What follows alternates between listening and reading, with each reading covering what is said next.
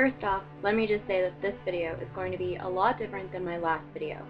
First one, you can see my face. Some people have been concerned about me for a little while, so hopefully this video and this smile should put you guys at ease.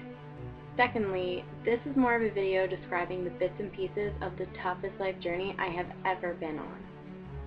I'm hoping to shed some positive light on mental illness and show my steps to how I'm recovering with mine. This might not work for everyone, but if it works for one person, I feel like this was worth it.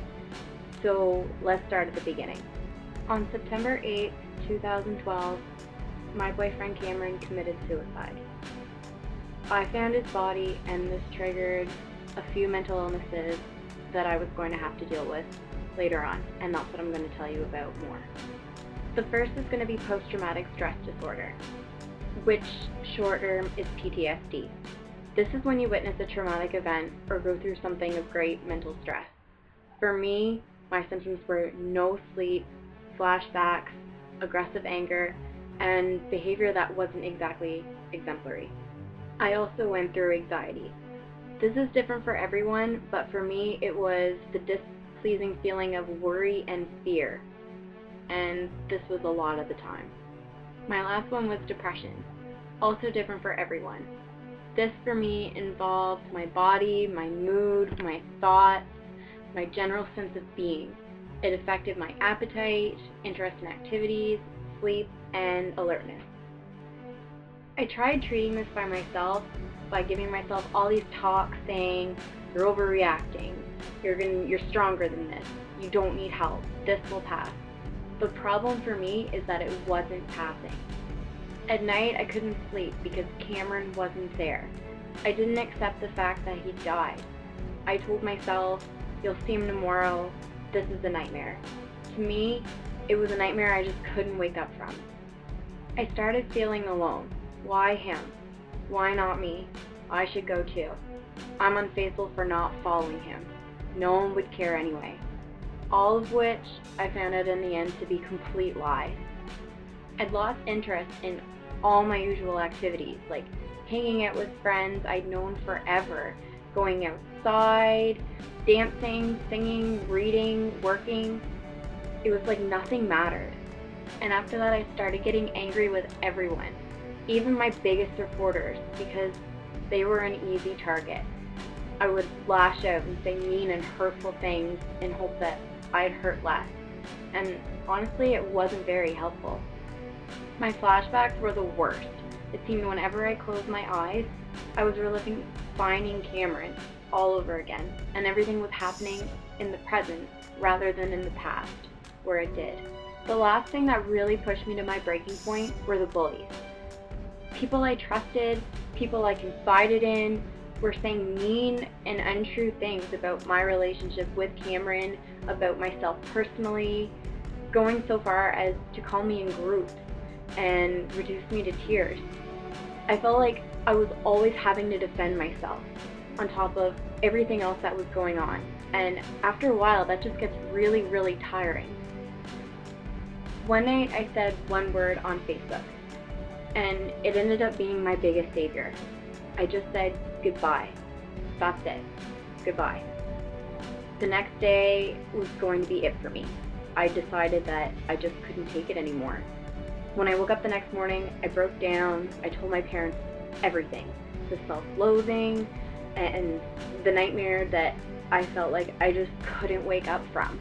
I told them what hell it was for me to be here, to be alive, to be going through everything that I was going through. I even told them about the guilt that I felt, about not being able to do more in the situation that happened with Cameron. You know, could I have gotten there sooner? Could I have answered his phone calls? You know, should I not have gone to work that day? There were so many things that were bothering me, and there was so much guilt that I had. And I mean, essentially that was something that I had to get over in the end too. But I mean, all of that was weighing down on me, and it was just too much. What came out of all that essentially was me being hospitalized for a period of about 2 months. This was the best thing that could have happened to me. I was introduced to so many new methods of coping and treatments doctors, nurses, aides were just all so amazing. Doing the work was really hard, and I really had to push myself. Some days I wanted to give up and call it quits, but the support I had was more of a tough love approach. It was, get out of bed, there's work to be done, you need to do this. And I'm so thankful they were like that with me, because if they would have given me the choice, I probably wouldn't have gotten out of bed. I probably wouldn't have done anything that day. Some of the things that I worked on there were self-worth, grief work, occupational therapy, physical therapy, and good old-fashioned say whatever's on your mind psychiatry, which proved to be very helpful because I got a lot out that I couldn't have gotten out a week, 2 weeks, 3 weeks, or even at all. Little by little, I started getting out of bed more often.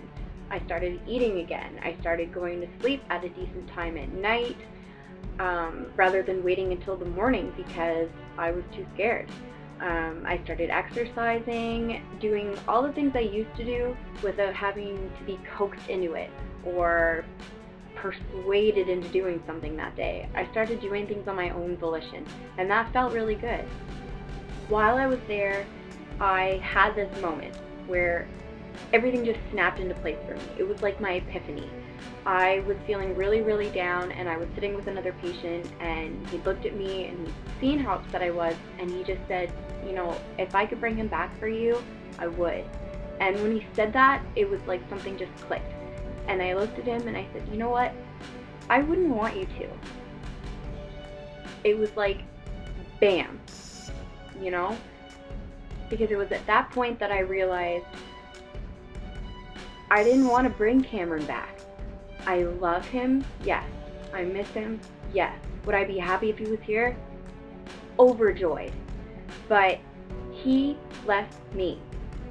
I wasn't being disloyal or being unfaithful for trying to live normally again. I was not a bad person for wanting things without Cameron. If he wanted to leave so bad, I had every right to let him go. He wanted it, and he got what he wanted. So who was I not to accept the fact that he was gone? I had to let him go. And I looked at it this way.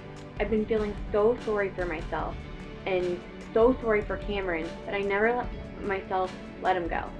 I wanted control over the situation and felt like I had all of these consequences, when in fact, he had more consequences than I did. Cameron's consequence is that from wherever he is, he has to watch me go on without him, me get married to someone that's not him, me have kids with somebody that's not him. He has to watch his friends and his family go through life's greatest milestones and all of these amazing achievements without physically being there. And I can only imagine for myself that would be absolute torture. So after all that, and having this conversation with this patient, I won the will to live. I didn't want that for myself. I wanted to experience all that I hadn't experienced yet. I want to make something positive come from something that some people only see as a tragedy. What happened was tragic. However, it's something we can all learn from. There's so much more out there. So many people we haven't met. So many things we just haven't done. Since being discharged, I am proud to say that I've moved back to the community that I grew up in. I'm close with my family again. I've reached out to my friends. I tried so hard to avoid in the beginning. I go out dancing on the weekends. I'm looking for a job, and I'm even thinking about school. Hopefully something in the mental health profession. I'm dating a very, very sweet, understanding person right now. I joined Survivors of Suicide, which is a help group for people that have been through something like I have, or people who have known somebody that's done something like that. You know, I'm in counseling. I'm still in counseling. I've even made plans to take a really dear friend's wedding pictures in November. You know, and making plans for the future wasn't something that I wanted to do even a month ago, but here I am. If I can help it, I'm going to be around for a really long time. I am by no means at 100%, but with some hard work and perseverance, I'm really confident that, I'm gonna get there, or really, really, really close. Today, I am a huge supporter in aiding mental illness. Going through everything that I did, there were so many people that didn't understand mental illness and therefore acted unfair to it. There isn't much out there about mental illness because it's such a sensitive subject. And I disagree with this. We really need to start telling people it's okay. You're not crazy. Everyone has something to go through. And sometimes it just takes a little extra to get to that healthy balance that everyone needs. In the description, I've put some links to some great organizations and phone numbers that anyone can call. I beat this. Well, I'm beating this. And I know you can too. So that's my story. I'm doing worlds better. And in my last video, I dedicated it to my mom. But for this one, there's so many people that I could dedicate it to. I have amazing friends that have been there for me. I have, the hospital staff was great. They definitely wouldn't be sitting here talking about this so freely if it hadn't been for them. So everybody that supported me, basically, I wouldn't be here without you, quite honestly. I'm so happy. So, if you are struggling, if you are having trouble, I really hope that you do reach out, because life is worth living. I'm really sorry that Cameron didn't get to experience that, but I can assure you that I'm going to. Bye.